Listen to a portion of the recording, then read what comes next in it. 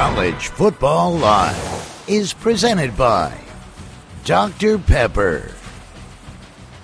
Welcome into College Football Live. I'm Cassidy Hubbard, joined by the one and only Trevor Maddich, and Jonathan Vilma will be joining us in just a bit. And Trevor, we've rounded the corner on the week, and we're looking straight ahead to the weekend where there are a lot of potential upsets brewing. A lot of eyes will be on that game in Columbus this week. On Wendy's Rivalry Beef Twitter vote, fans narrowly chose Penn State. So let's take a look at the Penn State-Ohio State Rivalry Beef. According to ESPN's Football Power Index, the winner of this game has a 97% chance to win the Big Ten East. Good news for Penn State. This is the 8th meeting with both teams in the AP Top 10, and the higher-ranked team has won all previous 7. Now, Penn State ranks second, undefeated, but Ohio State is the 6-point favorite. Trevor, they're at home, coming off a bye week.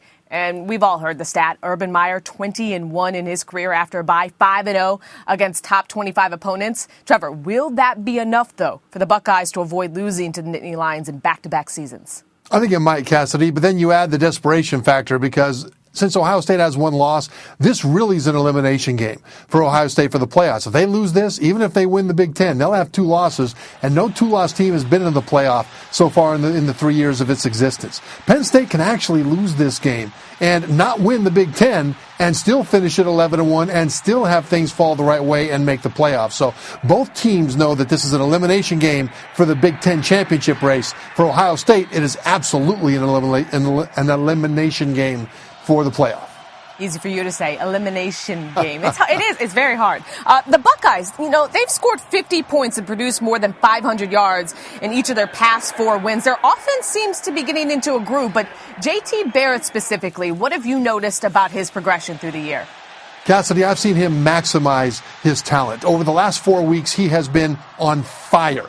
QBR, quarterback rating, is a rating of not just your passing, but your passing with running, with different situations and when you do things. 100 is perfect. 50 is average. The last 4 weeks, he has been over 90 each of those 4 games. Now, he's been doing it in ways that are typical of a very good college quarterback. He's run the ball well. He's been outstanding at the short and medium passes. The deep passes, he's completed them, but they haven't been as efficient, I think, as they need to be against better defenses, and we'll learn in this game how well they've progressed in terms of throwing the ball deep down the field. But not a lot of college quarterbacks can do that anyway. And very few college quarterbacks are playing at the intermediate and short level the way J.T. Barrett has been playing. All right, well, Ohio State's 6-1 trying to climb into the standings. We're a week away from the first college football playoff rankings. Now, a couple of other 6-1 teams trying to do the same. Number 9 Notre Dame hosting number 14 NC State. In the Irish, they've won 5 straight games by 20 or more points. But, Trevor, does their luck run out on Saturday against the Wolfpack? Cassidy, I'll tell you, luck is one thing, but they will just blast through the brick wall. And you don't need luck to be a bulldozer. And that's what they've been as a running team. Brandon Wimbush is a running back playing quarterback. He's got a strong arm as a passer in terms of the subtlety of the quarterback position. He's growing in that way. He's not a great passer now. He's pretty good. But the rest of the running backs are huge, and they are fast. Josh Adams is about 230 pounds, and he's got the speed to be able to outrun defensive backs 60 yards to the end zone whenever he breaks into the open field. Notre Dame is very much a power running team. And I think that that's what they will try to do is eventually wear down that outstanding NC State defensive front and take over this game in the second half with the running game. You don't need luck to do that. What you need are first downs in the first half to wear down that defense. Look, Trevor, this is NC State's first regular season game involving 2 top 15 teams since 1980. Is this Wolfpack team legit? They are legit, Cassidy, because they are so balanced. I mean, a lot of times a team like NC State will come out of nowhere from a national standpoint, and they will win because they got lucky. They got a few bounces here and there. They have 1 or 2 good players that carry them. But this is a very balanced team. The offense and defensive lines are probably the best combination in the ACC other than Clemson, one of the better combinations, O-line and D-line, in the country. Their quarterback, Ryan Finley, is playing at an all-ACC level at a 70% completion percentage and no interceptions so far this year. He is a master at distributing the ball to very good skill people. On the defensive side, they've got a defensive line that's as good as really anybody in the country among the starters. The starting 4 defensive line are fantastic, led by Bradley Chubb. Where they struggle is with passing. defense, because teams that could pass Cassidy have passed against them. And that's where I think in this game, Brandon Wimbush, the quarterback for Notre Dame, he will need to connect on those play action passes early in this game. Because if he can't, then that defense will be able to come up and stuff the running game. That D-line and linebacker core of NC State is that good. Well, this matchup is essentially a gateway to the conversation for the college football playoff. We'll have more previews of a lot more ranked versus ranked matchups on the way, plus a really odd story coming out of Gainesville. We'll try to explain it. Plus, our guys will weigh in on Jim McElwain's status, and Paul Feinbaum drops quite the F-bomb. That's ahead on College Football Live.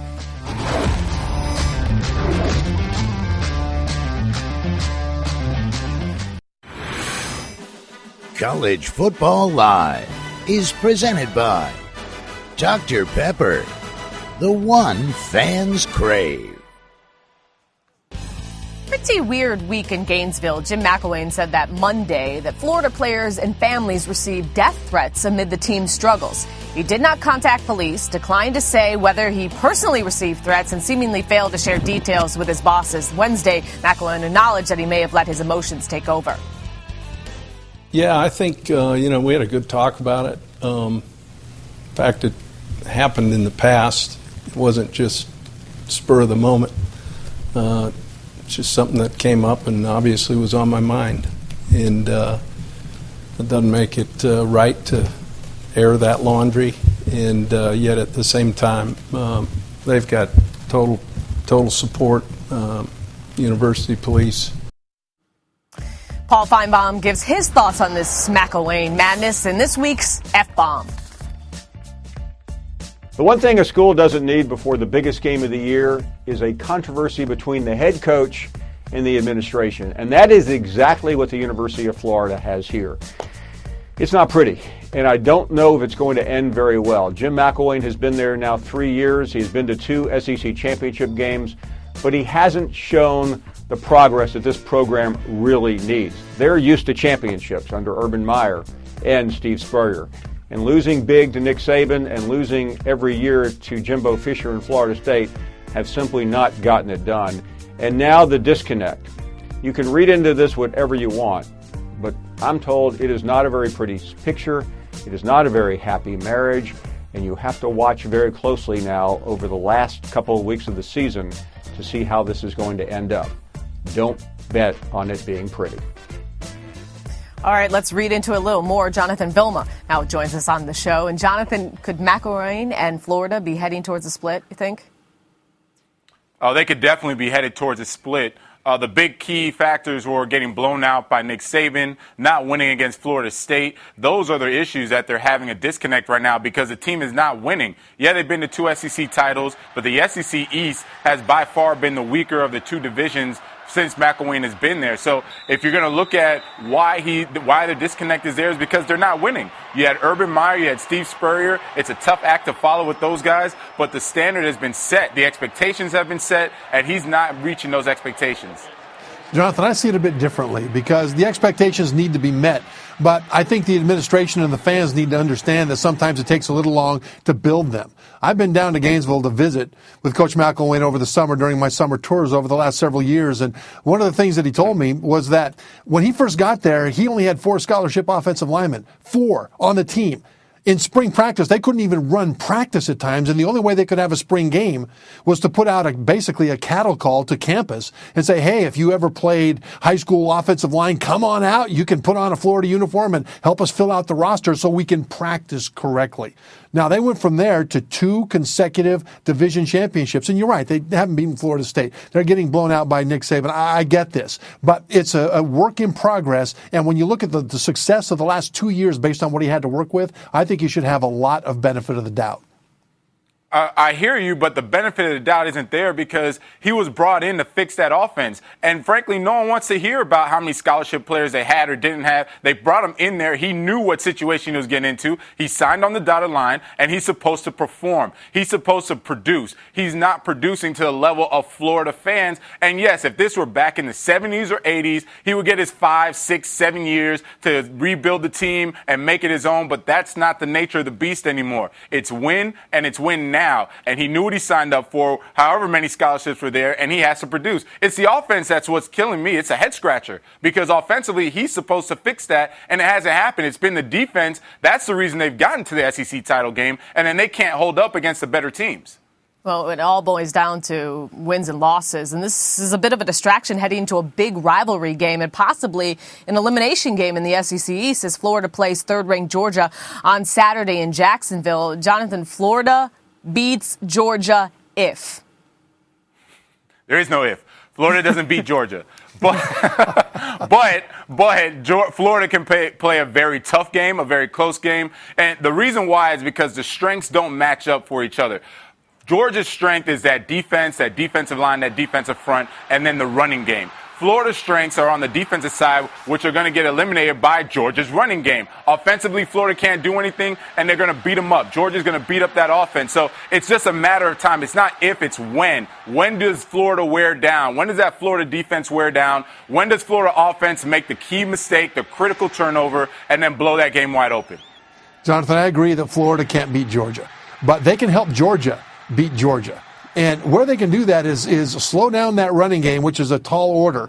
But Florida's defense is fantastic against the run. And that Georgia running offense is going to really run into a fired-up bunch of Gators. And then what they need to do is put the game into the hands of freshman quarterback Jake Fromm. Fromm has been very good since he's come in as a starter for the injured Jacob Eason. But he's not had to carry any load. Most of the time he has 12 or 14 or 15 pass attempts. He had 26 in the last game, I think last was, but he wasn't asked to carry the team because the running game was never slowed down enough that he would have to carry the team. So I think that if Florida can sell out to stop that run or at least slow it down and force Fromm to actually have to make plays under pressure that matter, that's where they can help Georgia to beat themselves, and that's Florida's biggest hope.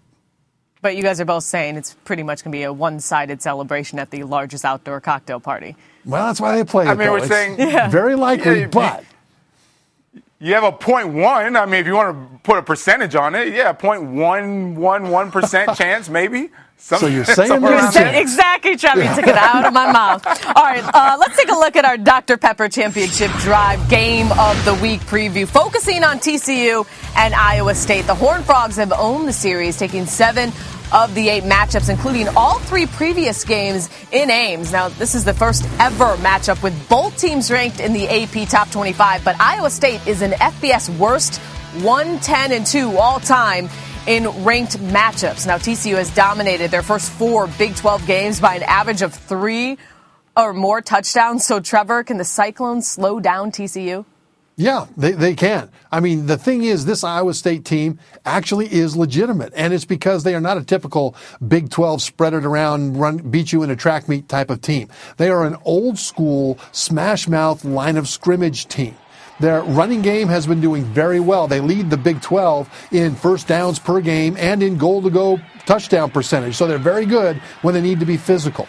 On the defensive side, in Joel Lanning at linebacker, who's a quarterback last year, he's the Big 12's leading tackler. And in Ray Lima at nose guard, number 76, watch him because he is a big, tough, physical space eater, the kind you normally see and associate with the Big Ten. So, yeah, Iowa State can slow this thing down and turn it into a slugfest. It's anybody's game. Yeah, I hear you, Trev. They can, and all of that sounds good, but Iowa State is not a matchup for TCU because Iowa State has never been in a grounded out, beat 'em up, 10-7 game like that. They're about offense. Their team goes when that offense goes, and they put up points and they make plays, and defense does just good enough to win the game. It's never about the defense. It's always about that Iowa State offense and how good they've done with the defense helping and complementing. So TCU comes into this and they say, all right, that's fine. We'll run the ball. We'll slow the game down because our defense is better than yours. Even if you think our offense isn't, we know our defense is better than your defense, and we're going to win this game. Ames loves hosting upsets, too. Never an easy place to play. All right, coming up, Lamar Jackson continues to do amazing things on the field, but has the country forgotten about him? Why he thinks this year is even more impressive.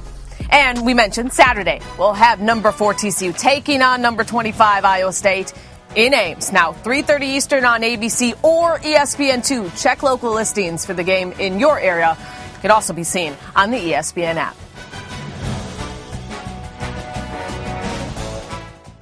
I just saved hundreds of dollars by switching to Geico. I've never felt more alive.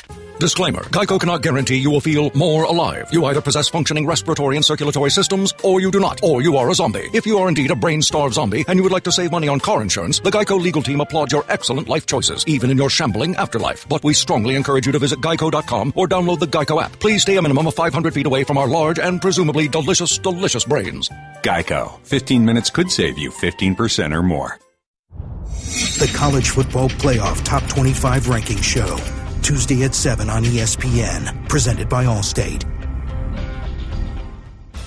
Welcome back to College Football Live. And guys, Lamar Jackson is still doing Lamar Jackson things this season, but he seems to be getting less attention, even though he says he's even better, saying, quote, I would say I'm better than last year. I mean, there's still room for improvement as well. Really don't pay attention to what people say, because 1 minute they want to bring you up, next minute they want to bring you down. I don't really get frustrated, and I don't really vent to people. I try to keep things to myself.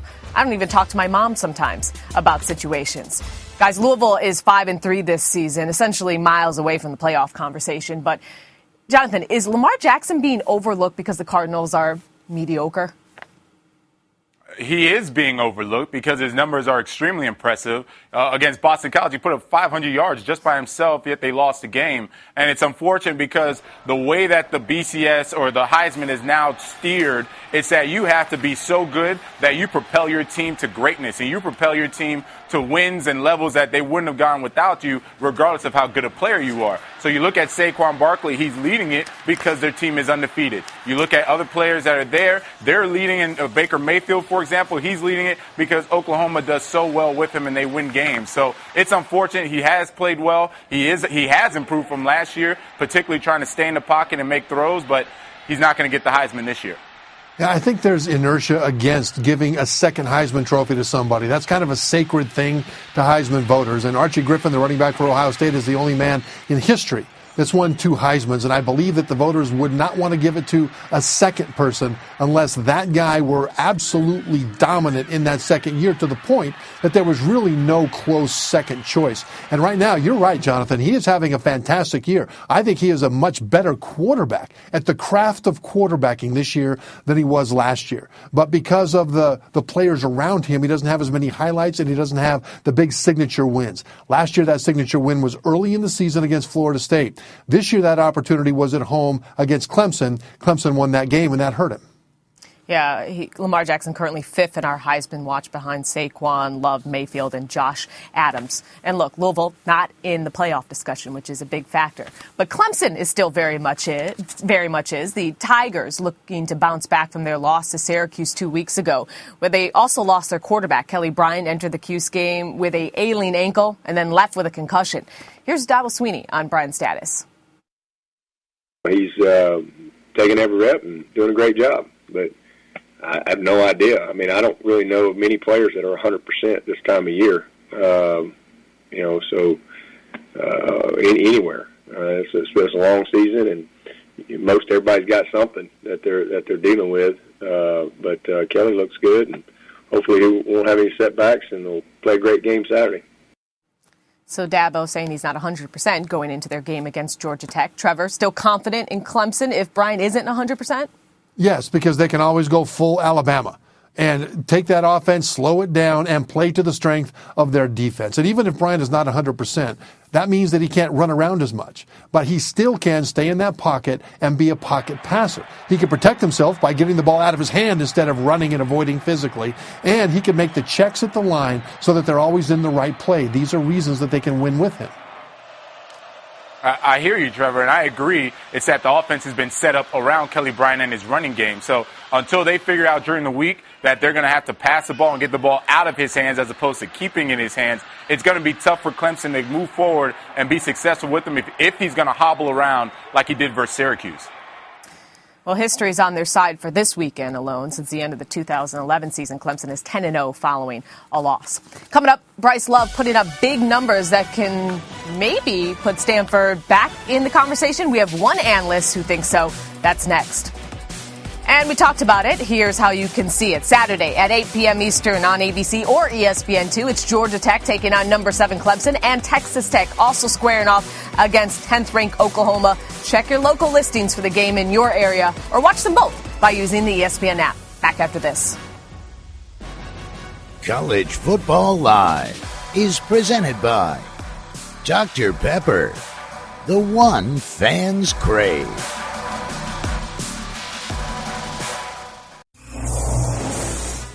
This Heisman Update is brought to you by Nissan, premier partner of the Heisman Trophy.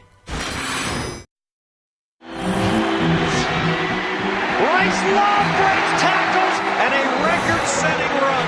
Greatest single rush game in the history of Stanford football.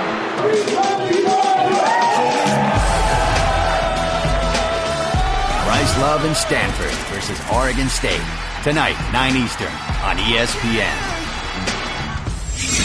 Now a look at the Heisman Update brought to you by Nissan. And Bryce Love leads the FBS in rushing and is averaging 10.3 yards per carry. His 9 straight 100-yard rushing games is the longest active streak in FBS. He also has 6 runs of 60-plus yards this season, tied with Notre Dame's Josh Adams for the most in the FBS. For more on Stanford's potential playoff chances, here's Herbie. Stanford, you talk about a team that's still kind of hovering. If you're going to look for that dark horse, a team that's way out right now, what are they, in the 20th or whatever they are? They're way out there. If this team is able to win these next few weeks, Washington State is still out there. Washington at home is still out there. Notre Dame at the end of the year is still out there. So it wouldn't surprise me at all if Washington, if there's some chaos down the stretch, if they win, they could still find themselves back in there despite the 2 losses early in the year, with potentially a Pac-12 championship game there at the end from who knows that shows up from the South. And make sure to check out Herbie's podcast, Herbstreit and Fitzgerald's, every Wednesday. Guys, do you agree? Yes or no, Trevor? No. But chaos could happen, but it would have to be unprecedented. I've been shaking my head ever since I got back on the screen. No. It was a late night for Herbie that time. Check out that game tonight, and congrats on being inducted to the Saints Hall of Fame, Jonathan. Have a great weekend.